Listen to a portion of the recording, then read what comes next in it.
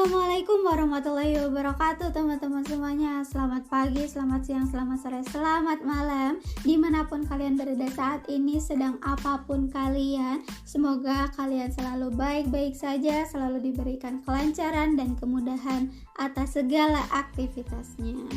Oke teman-teman, ada pepatah mengatakan bahwa tak kenal maka tak sayang. Jadi mari kita kenalan dulu. Perkenalkan, nama saya Namira Arafah dan di podcast pertama ini aku akan membagikan sedikit ilmu mengenai pasar modal syariah.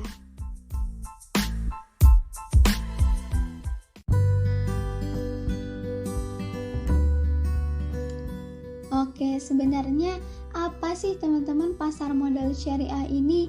Sampai-sampai saat ini banyak masyarakat yang berbondong-bondong membeli saham di pasar modal. Nah, jadi teman-teman, pasar modal syariah ini merupakan kegiatan pasar modal yang tidak bertentangan dengan prinsip syariah di pasar modal. Dalam artian, pelaksanaan pasar modal syariah dalam segala aktivitasnya sudah sesuai dengan ketentuan syariat Islam.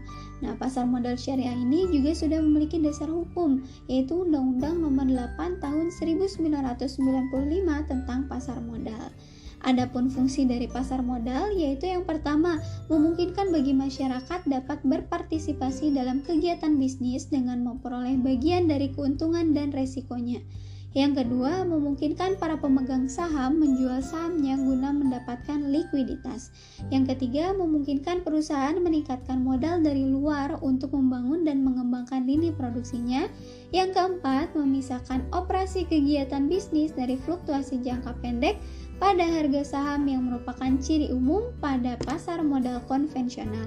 Dan yang terakhir, memungkinkan investasi pada ekonomi ditentukan oleh kinerja bisnis sebagaimana tercermin pada harga saham.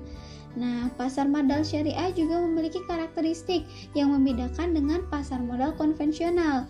Menurut Metwali ada 9 karakteristik yang membedakan pasar modal syariah dengan pasar modal konvensional. Yaitu yang pertama, semua saham harus diperjualbelikan pada bursa efek. Yang kedua, bursa perlu mempersiapkan pasca perdagangan di mana saham dapat diperjualbelikan melalui pialang.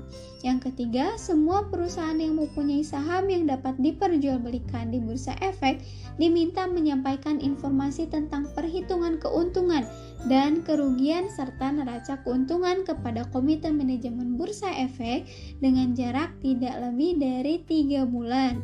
Yang keempat, Komite Manajemen menerapkan harga saham tertinggi atau HST tiap-tiap perusahaan dengan interval tidak lebih dari 3 bulan sekali.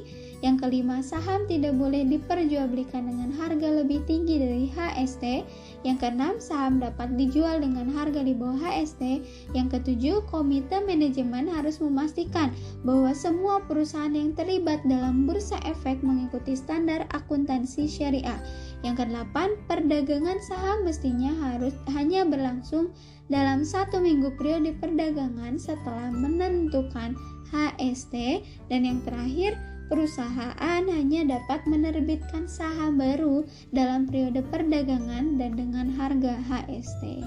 Adapun manfaat dari pasar modal syariah ini yaitu yang pertama, menjadi tempat bagi para pemodal untuk ikut serta dalam kegiatan bisnis, mendapatkan keuntungan dan menanggung segala risiko yang terjadi.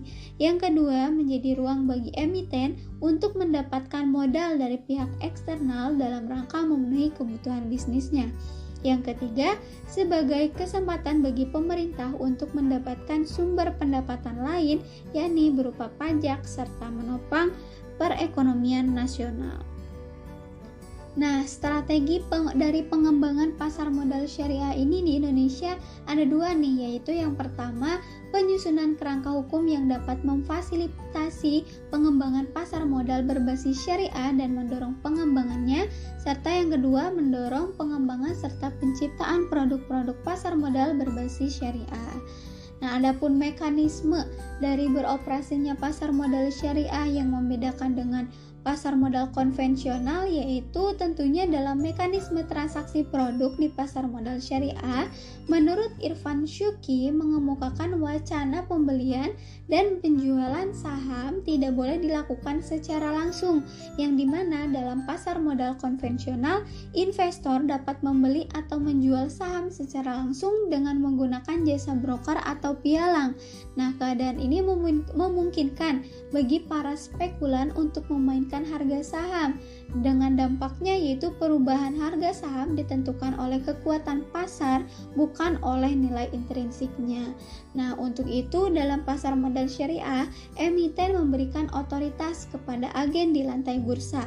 Selanjutnya, agen tersebut bertugas untuk mempertemukan emiten dengan calon investor, tetapi bukan untuk menjual dan membeli saham secara langsung, yang kemudian saham tersebut dijual atau dibeli karena sahamnya memang tersedia berdasarkan first come first serve. Oke, mungkin sekian saja yang dapat saya sampaikan. Terima kasih teman-teman sudah mendengarkan. Semoga ilmu yang saya sampaikan dapat bermanfaat bagi teman-teman semua. Mohon maaf nih apabila banyak sekali kesalahan di podcast pertama ini. Oke, Namira Arafah pamit undur diri. Assalamualaikum warahmatullahi wabarakatuh.